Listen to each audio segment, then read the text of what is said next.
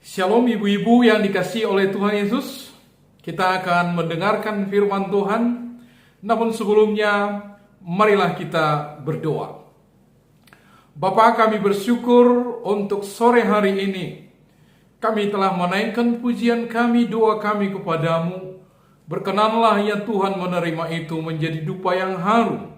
Sebentar kami akan merenungkan firman-Mu yang akan ditaburkan oleh hamba-Mu. Biarlah Engkau mengarahkan hati pikiran kami, sehingga kami berkonsentrasi sekalipun di rumah masing-masing. Kami menghormati kebenaran firman-Mu ini, sehingga itu menjadi pedoman di dalam kehidupan kami untuk menjalani sisa hidup yang masih Tuhan akan percayakan kepada kami di tengah-tengah dunia ini. Berkati hamba-Mu yang akan menaburkan, berkati semua ibu dan siapapun yang akan mendengarkan. Dalam nama Yesus kami berdoa dan bersyukur. Amin. Sekali lagi saya sapa ibu-ibu, shalom.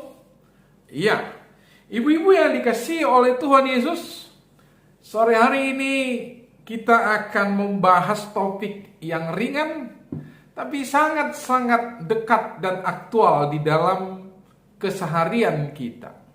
Apalagi dalam keadaan pandemi seperti ini, kita tidak seleluasa seperti dahulu. Bisa bertemu, bisa bersama-sama beribadah, berdoa bersama, bahkan bercengkrama. Saat ini kita sangat terbatas oleh karena keadaan ini. Lalu muncul kata yang sangat sering kita dengarkan pada akhir-akhir ini, kata online. Jadi kata ini dan tema ini akan kita bahas. Sekalipun ringan, namun tidak sedikit di antara kita yang akhirnya ragu, atau mereka itu juga masih terus mempertanyakan, apakah ibadah online, apakah ibadah virtual itu sah, atau bagaimana? Tidakkah seharusnya kita memaksakan, walaupun ada pandemi, walaupun ada wabah virus, kita bertemu saja. Karena toh Tuhan akan melindungi dan memberkati kita. Nah, pertanyaan-pertanyaan sekitar itulah sebabnya tema ini akhirnya kita angkat. Jadi baiklah kita akan mendengarkan firman Tuhan dulu terhadap topik ini atau yang menghantar kita menyikapi tema ini ya. Saya baca dari Kisah Para Rasul pasal yang ke-8 ayat yang 1b hingga ayat yang ke-4 ya, itu saja karena di situ ada perubahan pola ibadah daripada orang-orang percaya. Dan kita melihat nanti bagaimana mereka menyikapinya. Jadi saya bacakan bagi kita demikian firman Tuhan. Pada waktu itu mulailah penganiayaan yang hebat terhadap jemaat di Yerusalem. Mereka semua kecuali rasul-rasul tersebar ke seluruh daerah Yudea dan Samaria. Orang-orang saleh menguburkan mayat Stefanus serta meratapinya dengan sangat. Tetapi Saulus berusaha membinasakan jemaat itu, dan ia memasuki rumah demi rumah dan menyeret laki-laki dan perempuan keluar dan menyerahkan mereka untuk dimasukkan ke dalam penjara. Mereka yang tersebar itu menjelajah seluruh negeri itu sambil memberitakan Injil. Mengapa nats ini yang saya ambil untuk membahas ini? Apa hubungannya? Iya, memang tidak ada hubungannya ini dengan online. Tapi saya ingin tunjukkan bahwa beberapa kali di dalam kehidupan bangsa Israel sebagai umat Allah di dalam menyembah Tuhan itu ada perubahan-perubahan pola atau cara dari yang normal. Jadi yang normal memang ada, dan itu adalah sesuatu yang disuruhkan Tuhan. Tetapi pada waktu-waktu tertentu Mereka tidak bisa melakukan yang normal itu, lalu mereka membuat sesuatu untuk menggantikan cara ibadah, cara peribadatan yang mereka lakukan. Pertanyaan, apakah ketika orang Israel ada di Mesir, mereka tidak melakukan ibadah? Kelihatan sekali bahwa mereka masih melakukan ibadah. Di mana? Di rumah-rumah mereka. Adakah tempat-tempat bagi mereka untuk melakukan ibadah secara massal? Ada catatan sejarah, tetapi itu sudah di kemudian. Nampaknya ada satu tempat yang disediakan bagi mereka, tetapi pada awalnya tidak demikian. Mereka ada di Mesir, mereka melakukan ibadah mereka itu di rumah-rumah. Ya, itu sudah pasti. Demikian juga jemaat yang mula-mula ini. Mereka tadinya di Yerusalem masih berdampingan. Orang Kristen dengan orang Yahudi masih berdampingan. Bahkan tidak sedikit orang-orang Kristen yang sudah percaya kepada Yesus, mereka masih pergi ke bait-bait Allah. Atau di tempat-tempat tertentu di sinagoge misalnya mereka masih pergi. Walaupun lama-lama akhirnya menjadi mengasingkan diri. Di dalam keadaan itu pun mereka juga melakukan ibadah-ibadah mereka di rumah-rumah juga. Nah, dan pada saat ini penganiayaan muncul. Mereka tersebar, terserak-serak kemana-mana. Lalu itu yang saya ingin katakan. Rupanya dalam keadaan tertentu yang tidak normal, mereka harus menyikapi. Mereka harus berbuat sesuatu supaya apa? Supaya mereka terus dapat beribadah. Supaya mereka terus dapat menyembah Tuhan mereka. Mereka terserak sampai ke Samaria. Dikatakan oleh firman Tuhan itu. Ke Yudea. Sampai ke Samaria. Bahkan sampai nanti ke ujung-ujung yang sangat jauh sekali. Ke Eropa dan seterusnya. Mereka terserak. Dan apakah mereka sungguh bisa menyikapi keadaan saat itu? Saya katakan mereka sangat baik sekali menyikapi itu. Mereka tidak menangisi lagi Yerusalem, di Yerusalemlah kita harus beribadah karena itulah perintah Tuhan. Mereka tidak menangisi itu. Bahkan catatan-catatan sejarah, catatan-catatan penemuan-penemuan para arkeolog melihat bahwa mereka itu pernah ada di gua-gua untuk melakukan ibadahnya. Mereka di sanalah terdapat itu gulungan-gulungan, scroll-scroll firman Tuhan itu tertumpuk. Lalu itu diduga adalah tempatnya orang-orang Kristen melakukan ibadah mereka. Itu yang saya ingin katakan. Jadi perubahan itu adalah sesuatu yang sangat-sangat mungkin. Dan tidak dapat kita pungkiri. Di dalam semua perubahan itu kita harus mengikutinya. Saya ingin menggariskan bahwa keadaan ibadah-ibadah online kita ini tentu dalam keadaan yang sudah normal nanti. Kalau kita sudah bisa bertatap muka, juga harus kita lakukan itu. Karena begitulah yang normal. Tapi dalam keadaan tertentu seperti saat ini, di antara ibu-ibu, jangan ada yang merasa bahwa ini kurang. Karena apa? Nyatanya Tuhan mengatakan itu. Dan pada saat ini, pada waktu itu mulailah penganiayaan yang hebat terhadap jemaat di Yerusalem. Kalau sekarang kita katakan, pada saat ini terjadilah pandemi, di mana pandemi ini ditimbulkan oleh virus itu Corona 19 itu yang tertular dari manusia ke manusia. Ini yang menjadi masalah. Jadi kalau manusia bertemu dengan manusia yang sudah terpapar, dari situlah kita akan kena. Maka pikiran manusia berkata, kalau begitu kita jangan dulu bertemu. Dan memang penelitian itu mengatakan berhasil. Kalau kita tidak bertemu, menjaga jarak, tidak bertemu dengan orang-orang yang terpapar, maka kita juga tidak akan terpapar, tidak akan kena. Bukankah ini juga suara Tuhan berkata kepada kita saat ini, bahwa memang cara ibadahmu pun pasti akan dipengaruhi oleh itu. Ibu-ibu tidak usah ragu dengan itu. Lalu kata online ini saya tidak akan panjang lebar mengatakan ini kepada ibu-ibu. Secara arti, karena banyak ibu-ibu yang tua di sini, maksudnya itu ada internet. Internet itu adalah menghubungkan di seluruh dunia ini. Jadi ada sistem yang sudah dibangun. Lalu ketika gadget kita atau gawai kita, apakah itu laptop kita, apakah itu HP kita, terhubung dengan internet itulah yang disebut dengan online.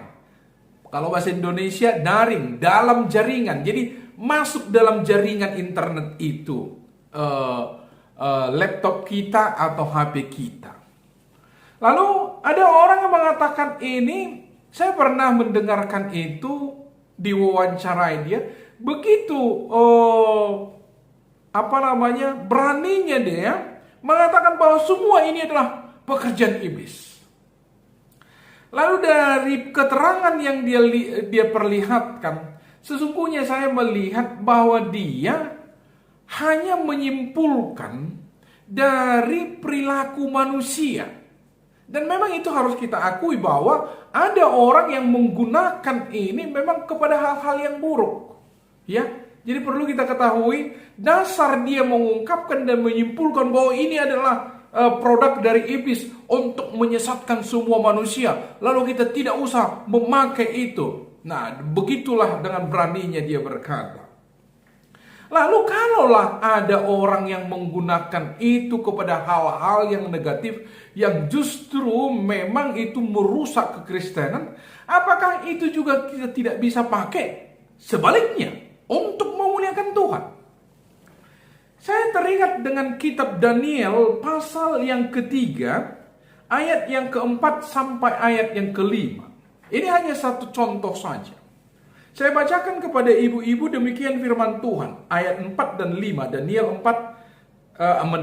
3 maksud saya, ayat 4 dan 5. Dan berserulah seorang tentara dengan suara nyaring. Beginilah dititahkan kepadamu, hai orang-orang dari segala bangsa, suku bangsa, dan bahasa. Demi kamu mendengar bunyi sangkakala, seruling, kecapi, rebab, gambus, serdam, dan berbagai-bagai jenis bunyi-bunyian, maka haruslah kamu sujud menyembah patung yang telah didirikan Raja Nebukadnezar itu. Ini adalah sesuatu ketetapan yang diberikan kepada semua bangsa yang dijajah oleh Nebukadnezar ketika itu. Apa itu? Kalau mereka mendengar bunyi-bunyian yang disebut tadi itu, di dalam ayat 5 itu, demi kamu mendengar bunyi sangkakala, seruling, kecapi, rebab, gambus, serdam, dan berbagai-bagai jenis bunyi-bunyian, maka mereka harus menyembah kepada kaisar. Saya mau maksud, pernahkah bunyi-bunyian itu, sangkakala, seruling itu, serdam itu, dan yang lain-lain itu digunakan untuk penyembahan berhala? Jelas sekali pernah. Tetapi saya ingin mengatakan, apakah di kemudian setelah Daniel ini, orang Israel akhirnya membuang semua itu, tidak mau lagi memakai itu karena apa? Sudah pernah digunakan itu. Itu adalah penyembahan berhala. Tidak.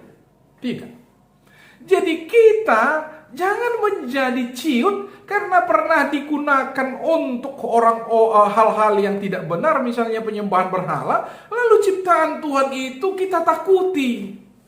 Tidak. Orang Israel masih di kemudian hari setelah masanya Daniel ini, mereka masih juga menggunakan alat-alat musik tadi untuk menyembah Tuhan. Jadi Mazmur 150 itu masih terus berlaku, bahwa semua yang bernafas harus memuji Tuhan, bunyikanlah sangkakala dan seterusnya untuk memuji Tuhan. Iya, ibu-ibu yang dikasihi oleh Tuhan Yesus, cara berpikir kita jangan ketakutan seakan-akan itu bukan miliknya Tuhan. Tidak ada di dunia ini yang bukan miliknya Tuhan. Semua miliknya Tuhan. Tetapi adakah diantaranya itu digunakan untuk hal-hal yang tidak benar? Iya, ada.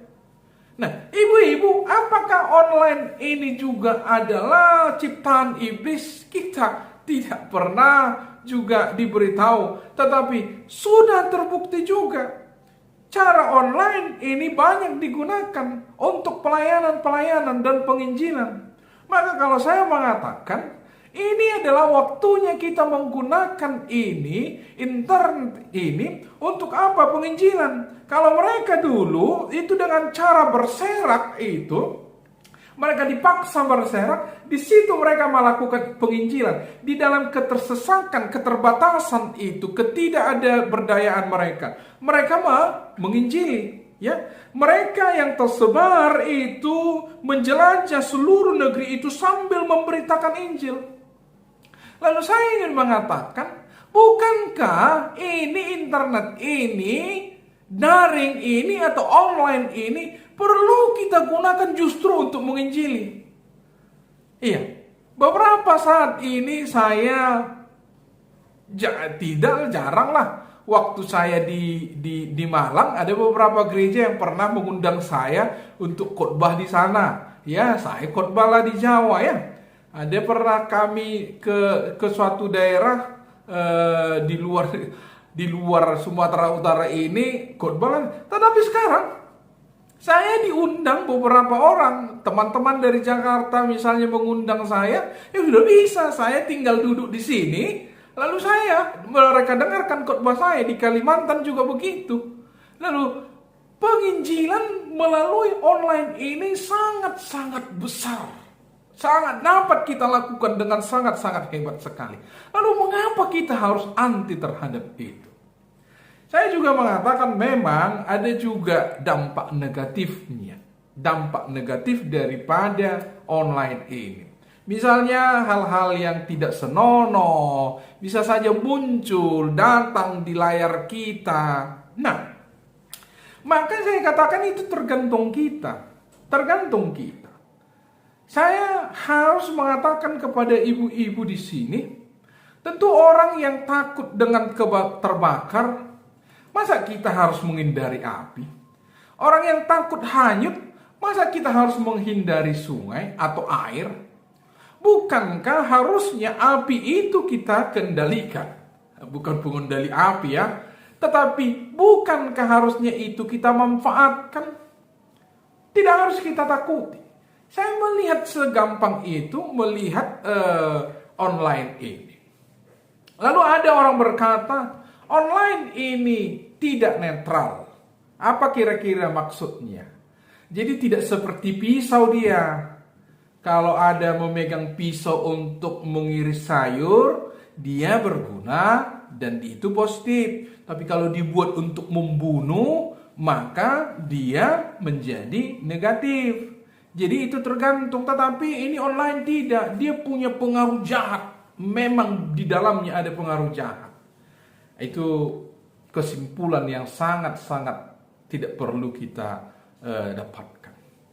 Apalagi contohnya ya. Dulu orang memperdebatkan jenis musik rock. Katanya itu tidak netral. Kalau ada orang melihat itu menjadi gejolak, orang menjadi pemberontak. Setelah dipelajari, memang lagu-lagu rock dulu itu memang diciptakan untuk pemberontakan.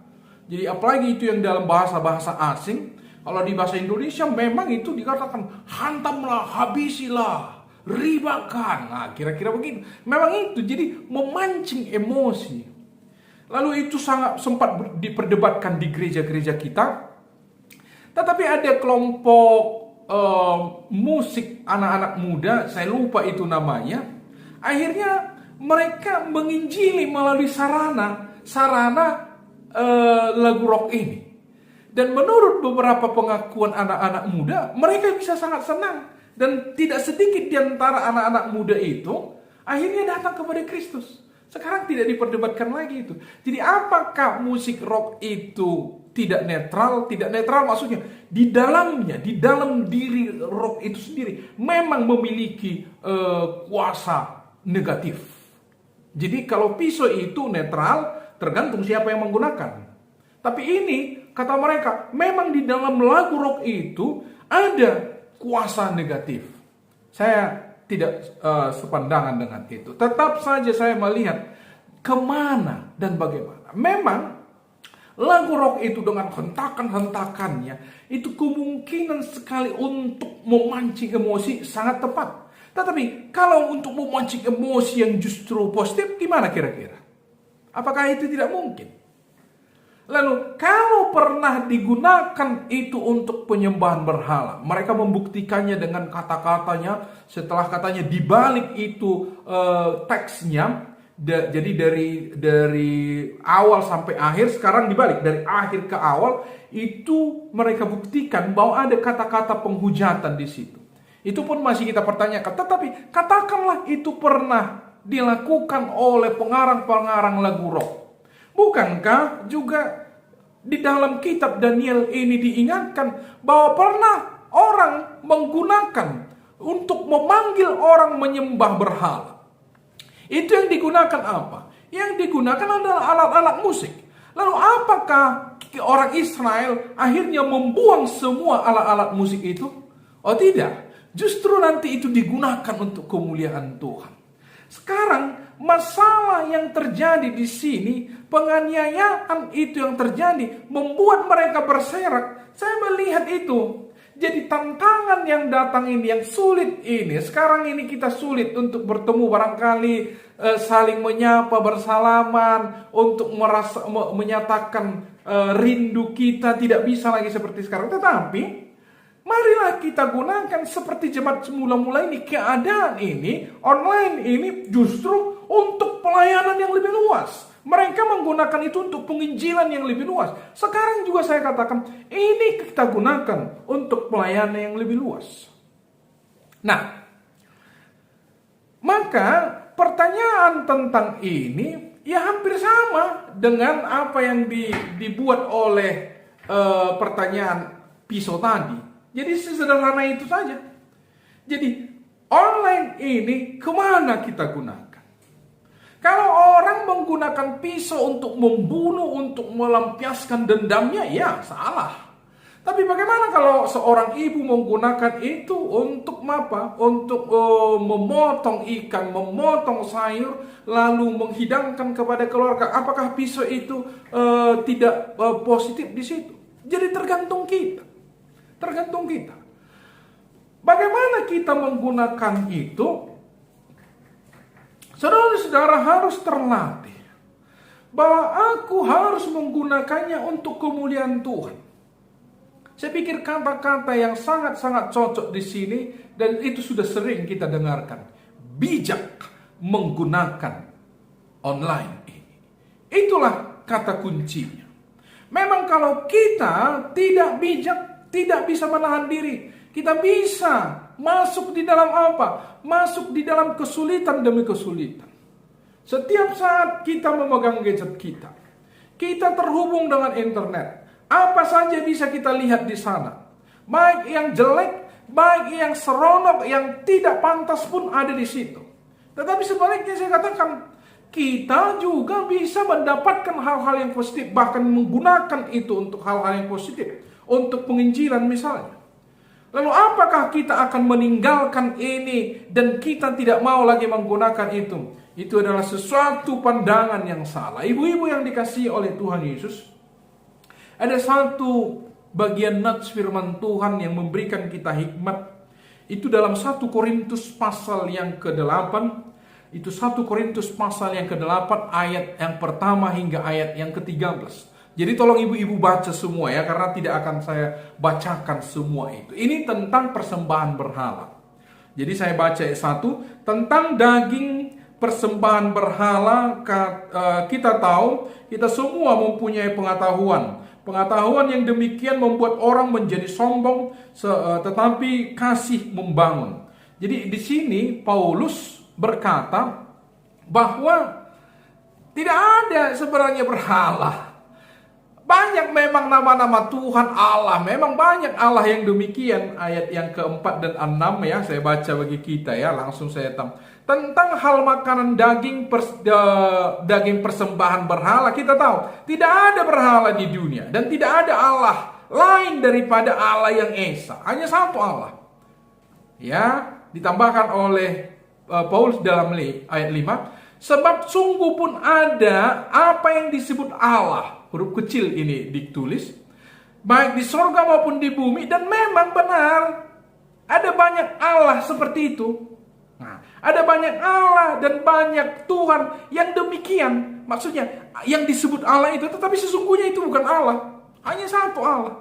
Jadi mau dipersembahkan itu nggak apa-apa. Jadi kamu makan pun itu sebenarnya secara makna tidak ada, karena tidak ada Allah lain. Namun Paulus katakan begini di dalam ayat 13. Setelah dia berbicara tentang semua itu, lalu dia berbicara begini. Ini masih tentang makan daging berhala itu ya. Karena itu apabila makanan menjadi batu sandungan bagi saudaraku, aku untuk selama-lamanya tidak akan mau makan daging lagi, supaya aku jangan menjadi batu sandungan bagi saudaraku. Apa yang tidak bisa kita gunakan? Jadi bukan karena dia punya unsur negatifnya.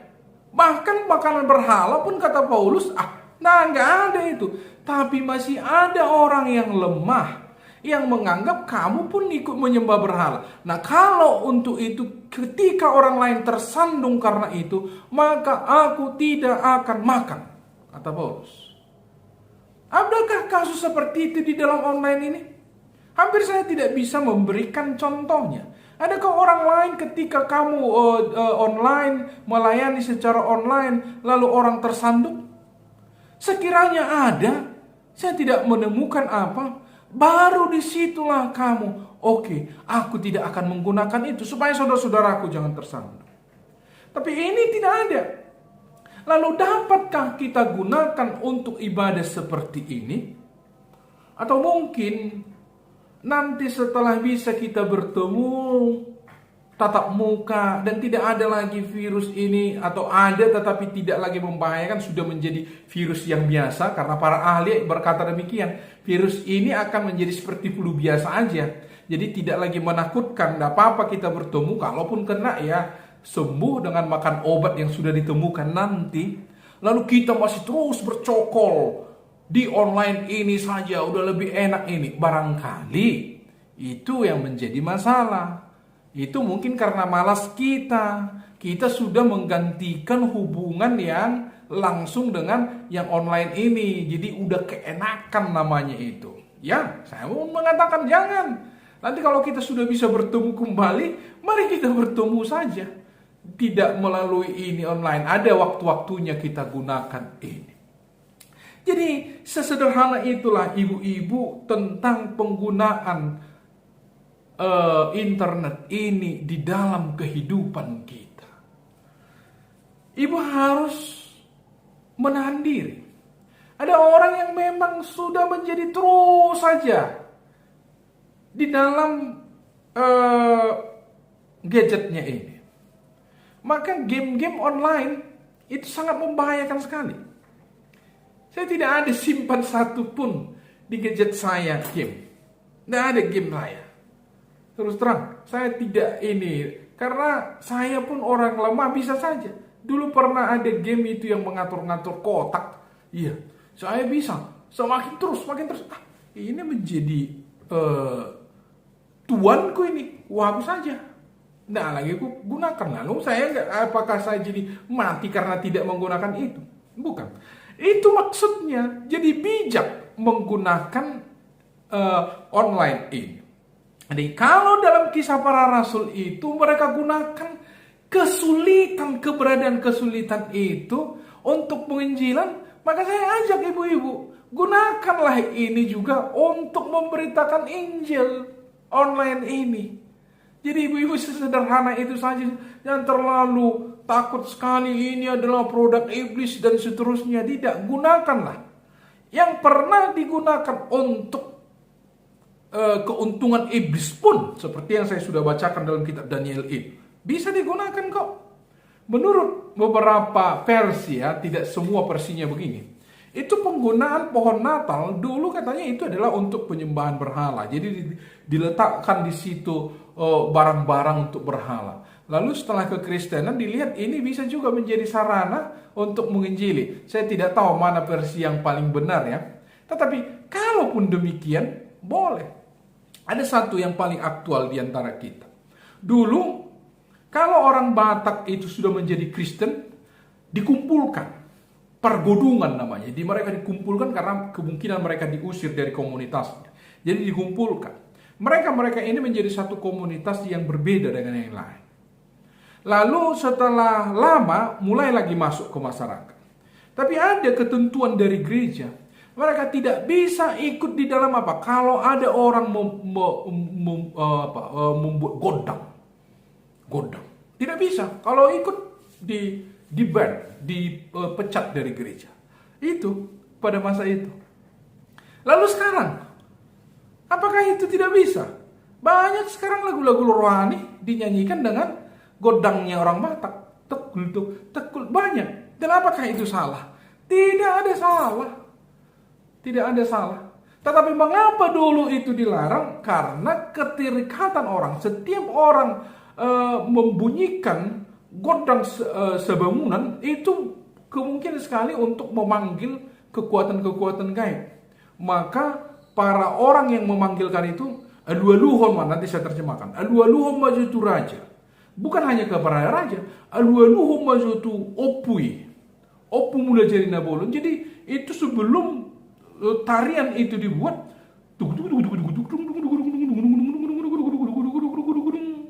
itu maksudnya melapor dulu kepada penguasa di tempat itu. Jadi dari situ saja memang. Lalu orang Kristen yang mula-mula di Tanah Batak itu dilarang. Apakah sekarang itu setelah ada perubahan pemikiran bahwa itu pun bisa digunakan untuk kemuliaan Tuhan, itu dilarang lagi sekarang? Gereja pun tidak. Bahkan di gereja kita lihat sudah ada yang menggunakan itu. Jadi ibu-ibu, tidak usah ragu. Sesederhana itulah. Kemana kamu gunakan itu? Online-mu itu kemana kamu gunakan? Untuk kemuliaan Tuhan atau justru untuk merusak hubunganmu dengan Tuhan? Lakukanlah dengan bertanggung jawab. Hal-hal yang negatif kamu harus katakan tidak. Untuk hal-hal yang menggoda kamu melakukan hal-hal yang jahat, yang sembrono, yang tidak kudus, hapus. Jangan gunakan. Tapi kamu gunakan itu untuk hal-hal penginjilan. Mendapatkan firman Tuhan yang baik. Informasi-informasi yang baik. Mari silahkan. Kiranya tidak mungkin lagi menghindari itu. Kiranya Tuhan memberkati kita. Mari kita berdoa. Terima kasih ya Tuhan untuk kebenaran firman-Mu dan beberapa isu tentang online ini. Biarlah kami menggunakan semua yang Tuhan sudah sediakan di dunia ini untuk kemuliaan Tuhan. Memang banyak hal yang Tuhan dipergunakan untuk juga kejahatan dan kepentingan iblis. Biarlah kami terhindar dari itu. Kami bijak menggunakan internet ini di dalam kehidupan kami. Berkati kami semua, berkati hamba-Mu yang sudah menaburkan, berkati ibu-ibu yang sudah mendengar. Dalam nama Yesus kami berdoa dan bersyukur. Amin. Ibu-ibu yang terkasih, kita akan mempersembahkan persembahan kita kepada Tuhan. Mari persiapkan, berikanlah yang terbaik kepada Tuhan. Dan sambil kita mempersembahkan persembahan kita bernyanyi dari lagu Kami Bawa Korban Pujian. Kami bawa korban pujian ke dalam rumah Tuhan, juga korban kegirangan ke dalam rumah Tuhan. Korban ucapan syukur kami persembahkan bagimu, dan korban kegirangan itu juga bagimu. Ibu sekalian, kita akan mengakhiri ibadah kita dan bertemu kembali hari Selasa yang akan datang. Marilah kita berdoa. Bapa, kami bersyukur untuk ibadah kami sore hari ini. Atas anugerah dan kasih-Mu, kami boleh menikmatinya sekalipun melalui acara virtual online seperti ini. Kami tahu dalam kesusahan seperti ini pun ya Tuhan, Engkau memberikan kami fasilitas ini, sehingga kami masih boleh beribadah bersama sekalipun di rumah kami masing-masing. Untuk itulah, berkatilah firman-Mu yang sudah kami dengarkan. Kiranya itu menjadi pedoman di dalam hidup kami. Demikian juga ya Tuhan, biarlah hari-hari berikutnya kami akan masih melakukan ibadah online ini. Pun di sana hadirat-Mu ada dan kami menikmati semuanya. Akhirnya biarlah nama-Mu dimuliakan melalui ibadah kami ini. Dan dengarkanlah juga doa kami bersama, sebagaimana Yesus telah ajarkan itu kepada murid-muridnya. Marilah kita berdoa doa Bapa kami. Bapa kami yang di surga, dikuduskanlah nama-Mu, datanglah kerajaan-Mu, jadilah kehendak-Mu di bumi seperti di sorga. Berilah kami pada hari ini makanan kami yang secukupnya, dan ampunilah kami atas kesalahan kami, seperti kami juga telah mengampuni orang yang bersalah kepada kami. Dan janganlah membawa kami kepada pencobaan, tetapi lepaskanlah kami daripada yang jahat, karena Engkau yang punya kerajaan, dan kuasa, dan kemuliaan sampai selama-lamanya. Amin. Kita nyanyikan Bapa terima kasih. Bapa terima kasih. Bapa terima kasih. Bapa di dalam surga,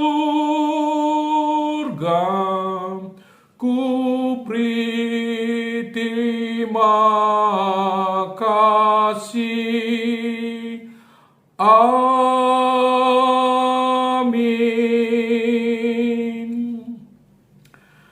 Amin. Shalom.